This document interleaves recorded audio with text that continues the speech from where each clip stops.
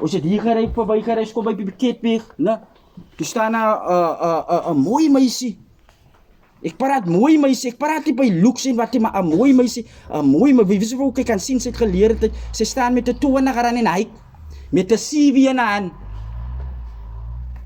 Met 'n CV in haar hand. Sy was nie 'n bruin meisie nie, sy was nie 'n swart meisie, sy was nie 'n wit meisie nie. Sy kan sien, ek sê vir my sussie, die is 'n foreigner. Sy staan met 'n CV. Ons sê vir ons, julle sê vir my julle self en in die huis is die moes se gesels wat aangaan. Daar's niks vir ons in die land nie. Dis 'n lieg. Daar kom dan mense van ander lande, maak iets van dit.